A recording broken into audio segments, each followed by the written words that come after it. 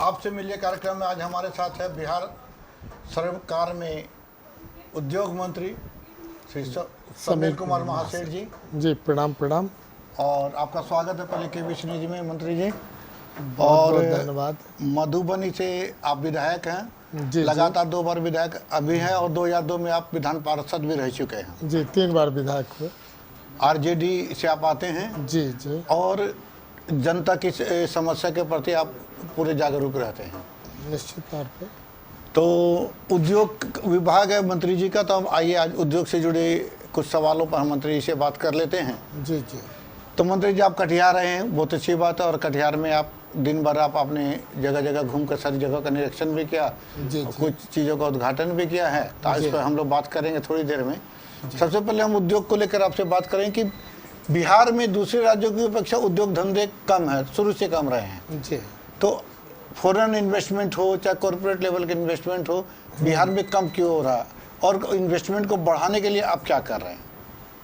देखा जाए जो पहले से हालात रहे हैं वो हालात में निश्चित तौर पे जो भारत सरकार की जो नीतियां हैं उस नीतियों के चलते हमारा बिहार पीछे रहा। जैसे पहले भी बात करेंगे जहाँ पे बिहार और झारखंड यूनाइटेड था, उस समय भी इक्वल फ्रेट सिस्टम के आधार पे हमारे बिहार के सारे रिसोर्सेज को यूज किया गया।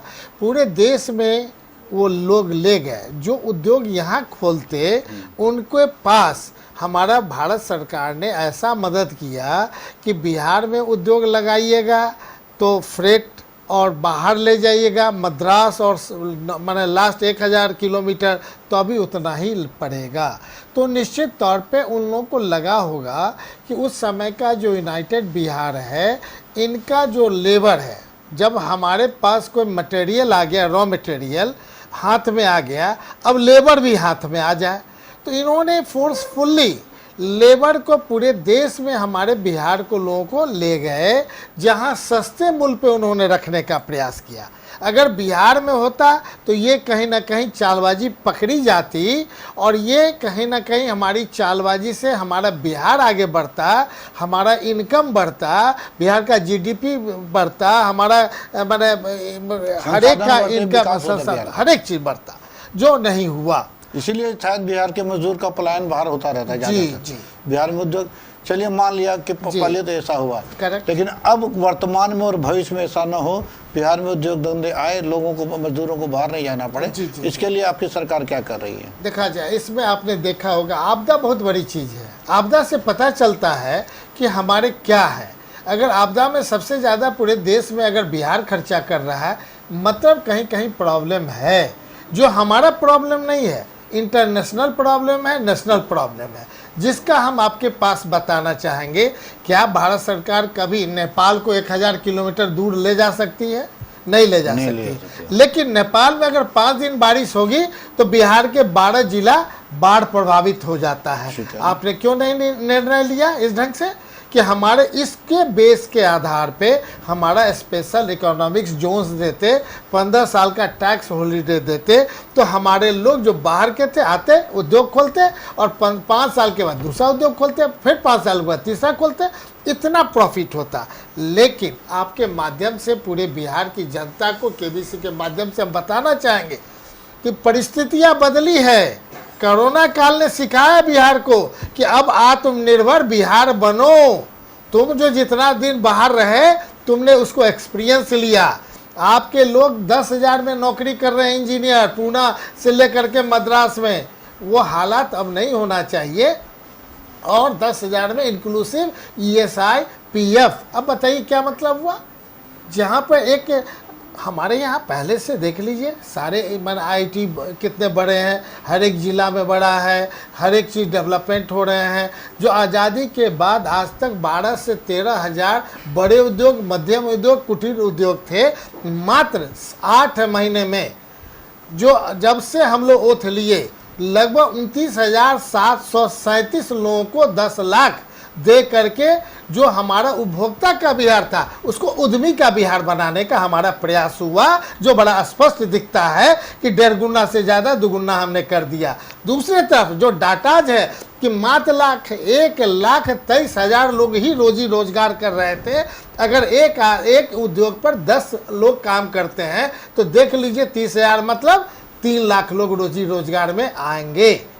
हमारा ये तात्पर्य है कि जब हमने उसको जोड़ा और हर एक जिला में, अगर कटिहार जिले की बात करें तो उद्योग विभाग 2 से 3 बार बैठक कर चुकी है कि ये जो 10 लाख भारत सरकार का 1 पैसा नहीं लगा हुआ है, किसी बैंक का नहीं लगा हुआ है, एक अनोखा योजना है कि 10 लाख में 5 लाख लौटाना ही नहीं है, दैट इज सब्सिडी, और 5 लाख में महिलाओं को 1% भी इंटरेस्ट नहीं देना है और उससे इक्वली 7 साल में लौटाना है इंस्टॉलमेंट में, मतलब कमा के आपको लौटाना है। तीसरी बात सर, अगर उसी को हमने बैंक से जोड़ दिया कि 10 लाख से अगर 1 करोड़ तक भी देना पड़े उस उद्यमी को, तो चूंकि ये उपभोक्ता का बिहार बन चुका है, अब हमें बाहर के चीज़ों को आपके माध्यम से कहना चाहेंगे कि बाहरी देखो प्रोडक्ट कहाँ का है, बिहार का है, उसको खरीदो। अगर बिहार में अगर कड़ुआ तेल हमारा ये बन रहा है तो सामने माने पेड़ाई होगा और वो घर में खाओ, तुम्हारा स्वास्थ्य अच्छा होगा। उसी तरह का सारा प्रोडक्शन जो हमने करा रहे हैं, आम रूप से बीमारियां कम होंगी क्योंकि हम शुद्ध चीज़ खाएंगे, शुद्ध वातावरण में रहेंगे, अच्छी चीज़ खाएंगे, गुणवत्ता से कोई कंप्रोमाइज नहीं। चलिए मान लिया आप लोगों को 10-10 लाख दे के रोजगार उपलब्ध करा रहे हैं, जी। ये तो हुई निजी रोजगार की बात। आप बड़े कंपनियों को, जो बड़े उद्योग धंधे हैं, फॉरेन इन्वेस्टमेंट हुआ या कॉर्पोरेट लेवल के इन्वेस्टमेंट है, या सरकार अपनी तरफ से कौन सा उद्योग धंधे खोलने की कोशिश कर रही है? देखा जाए, जब हम उद्योग मंत्री बने 1 महीना के अंदर बिहार को सबसे पहला मखाना का हमने जीआई टैग करा है। इसका मतलब है कि इस बार पिलेट्स का कि पूरे देश में चल रहा है, माने मोटे अनाज का 1 साल के लिए। अगले साल हम लोग का डिमांड है कि मखाना का पूरे देश में, दुनिया में नाम हो, आपकी उस पर सैकड़ों फैक्ट्रियाँ खुलेंगी।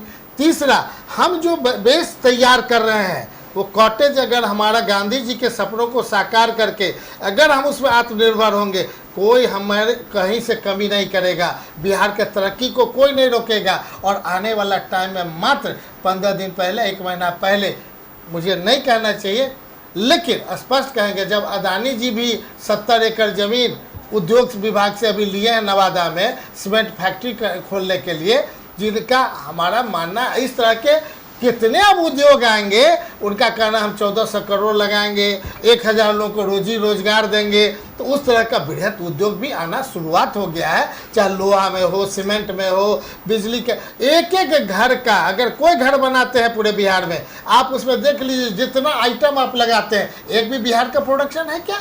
नहीं है। तो हम उसे परचेज पॉलिसी में जो मैंने एक बेस लाइन देते हुए कि बाहर का चीज़ खरीदोगे तो ज़्यादा मूल्य अगर है तो बिहार सरकार अगर खरीदेगी तो 7% ज़्यादा बिहार के प्रोडक्शन को भी कम मैंने हम ज़्यादा देंगे और हम टैक्स में भी उसको देंगे। और 5 तरह का हमने टैक्स हॉलीडे कर दिया है। एक है 2 रुपये प्रति यूनिट बिजली कम। दूसरा, पूरे बिल्ड माने आप कोई भी चीज़ अगर ज़मीन आप लेते हैं उद्योग खोलने के लिए, अप टू 50 लाख तक आपको रिम्बर्समेंट है। जितना बैंक से लोन लीजिएगा आपको कि टोटल इंटरेस्ट हम आपको 5 साल तक लौटा देंगे, बेसिक आपको लौटाना है। और कहीं ना कहीं रोजी रोजगार परस्त बिहार बनाने के लिए, चूँकि कोरोना में जो लौट रहे थे बिहार से बाहर के लोग, उसके आधार पर माननीय मुख्यमंत्री नीतीश कुमार जी, माननीय उप मुख्यमंत्री तेजस्वी जी का प्रयास है कि रोजी रोजगार परस्त में जितना हम उद्योग विभाग और सारे डिपार्टमेंट काम करें, जिसका प्रत्यक्ष उदाहरण है कि एक स्टाफ अगर किसी को आप सैलरी देते हैं तो बिहार सरकार आपको 5000 तक उसको ESI PF के नाम पे देगी। और अगर 1 महीना देती है तो पूरे साल में 12×5 60,000 एक एम्प्लॉय को हम देंगे। आप दीजिए, सैकड़ों लोगों को नौकरी दीजिए, सैकड़ों लोगों के लिए उद्योग विभाग आपको पैसा देने के लिए ठीक है। आप PSI देते हैं, PF देंगे, सब देंगे, इससे विकास तो नहीं होगा। विकास के लिए तो उद्योग को लगाने पड़ेंगे आपको। तो उद्योग लगाने के लिए आपने अब कहा कि अडानी को 70 एकड़ ज़मीन दिया। अडानी तो आज हिंदू वर्ल्ड में घोटालेबाज के नाम से प्रसिद्ध हो गया है।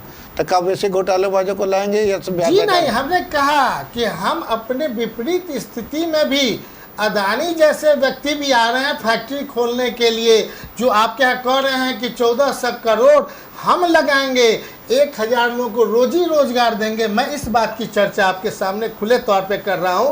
और वैसे वैसे कितने लोग आ रहे हैं जिसकी अगर कहा जाए, ये उम्मीद करें कि निकट भविष्य में बड़े कॉर्पोरेट लोग आएंगे, टाटा हो, बिरला हो या बड़े ग्रुप आके यहाँ पे बिहार में उद्योग धंधे खोलेंगे, ये उम्मीद की जा सकती है? जी नहीं, आपसे हम आपके माध्यम से ये कहना चाहेंगे कि बिहार के लोग ही जो बाहर हैं देश दुनिया में, वो आ रहे हैं जिनके बारे में परिकल्पना नहीं है कि 200 करोड़ का काम करते हैं कि 5000 करोड़ का है बिहारी, लेकिन आज तक बाहर स्टैब्लिश किए थे।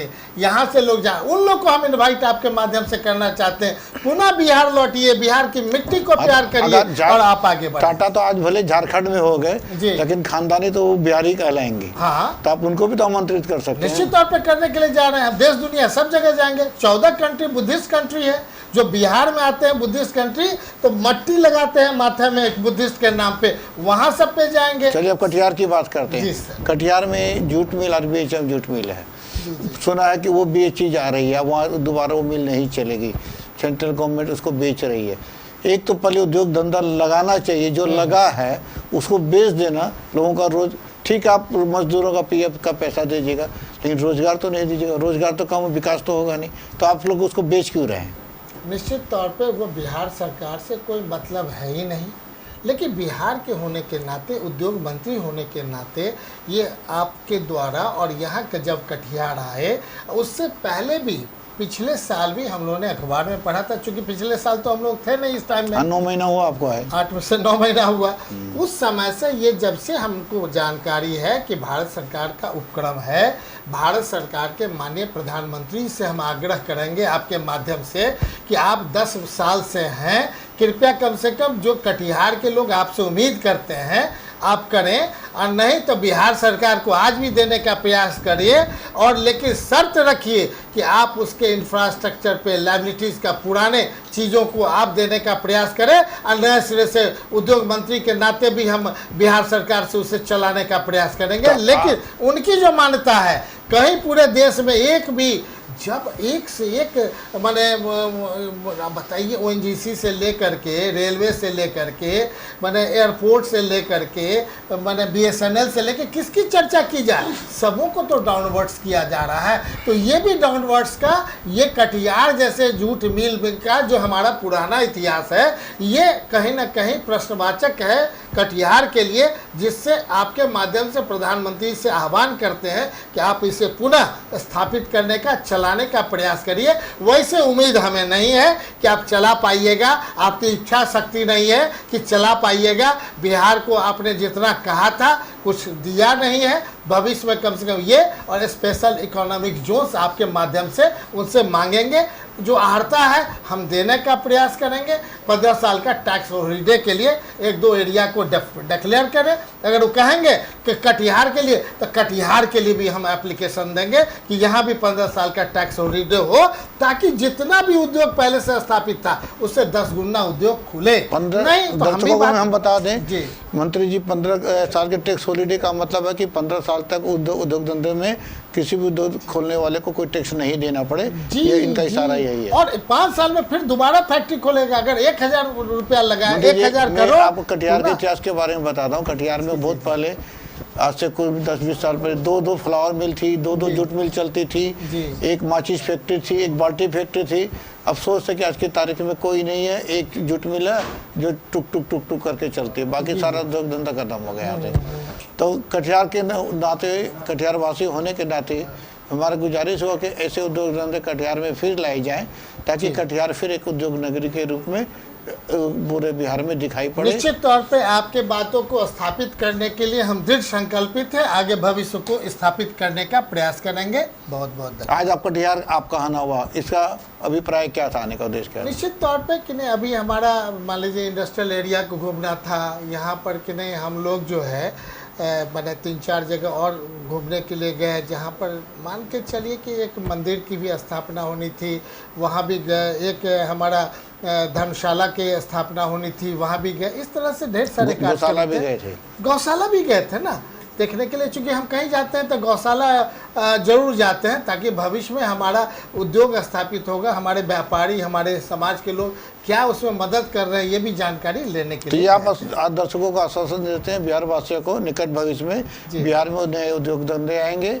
कटिहार वासियों को आश्वासन देते हैं कि आपका ये प्रयास होगा कि कटिहार को वापस एक उद्योग नगरी के रूप में जी स्थापित जी, करेंगे। बहुत बहुत धन्यवाद सर। आपके ये- माध्यम से पूरे बिहार को मैसेज देना चाहेंगे कि जो आपने कहा है कटिहार को प्रायोरिटी में लेकर के उसे पुनः स्थापित करने का, उनका पुराना इतिहास को स्थापित करने का हम प्रयास करेंगे। ये थे हमारे उद्योग मंत्री बिहार सरकार के समीर कुमार महासेठ जी, जो मधुबनी से विधायक हैं और वर्तमान पिछले 9 महीने से बिहार सरकार में उद्योग मंत्रालय का काम देख रहे हैं। इन्होंने आश्वासन दिया कि कटिहार को पहले की बात ही फिर उद्योग नगरी बनाई जाएगा और वापस बिहार में नए नए उद्योग धंधे खोले जाएंगे। हम उम्मीद करते हैं बिहार के जनता के नाते कि जल्दी हमारा बिहार बदलेगा और एक विकसित बिहार जल्द ही आपके सामने नजर आएगा। धन्यवाद मंत्री जी समय देने के लिए। धन्यवाद दर्शकों।